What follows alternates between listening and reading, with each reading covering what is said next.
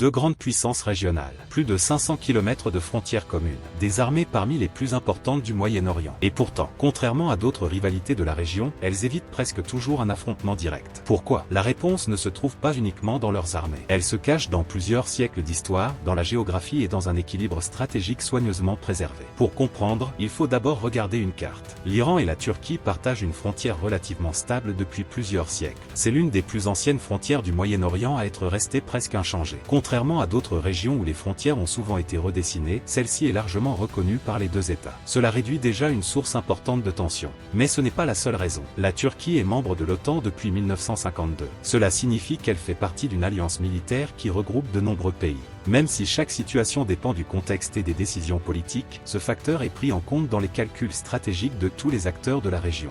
De son côté, l'Iran cherche avant tout à préserver sa sécurité, ses intérêts régionaux et son influence. Une confrontation militaire directe avec la Turquie représenterait un coût humain, économique et politique considérable pour les deux pays. Autre élément souvent oublié, leurs économies restent liées sur plusieurs sujets. Malgré leurs désaccords, ils échangent des biens, de l'énergie et entretiennent des relations commerciales importantes. Aucun des deux n'a intérêt à voir cette coopération disparaître. Cela ne signifie pas qu'ils sont toujours d'accord. Au contraire, ils soutiennent parfois des positions différentes sur plusieurs crises régionales.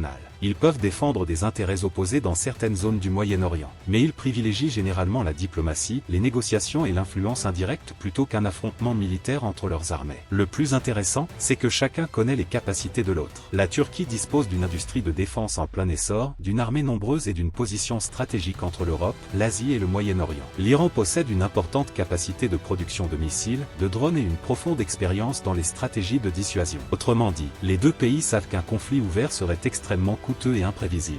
C'est précisément cet équilibre qui contribue à éviter une guerre directe. Finalement, la véritable raison n'est pas que l'Iran ne peut pas attaquer la Turquie. C'est surtout qu'un tel scénario présenterait des risques majeurs pour les deux pays et ne servirait probablement pas leurs intérêts stratégiques. En géopolitique, éviter une guerre est parfois la décision la plus rationnelle. Si tu veux comprendre pourquoi le Moyen-Orient est l'une des régions les plus complexes du monde, comment les alliances influencent les décisions des États et quels sont les véritables rapports de force entre les puissances régionales, regarde les vidéos complètes disponibles sur la chaîne. Tu y découvriras des cartes animées, des analyses détaillées et des explications qui permettent de comprendre les événements bien au-delà des gros titres. Et si tu veux aller encore plus loin, découvre mon e-book Le Nouvel Ordre Mondial.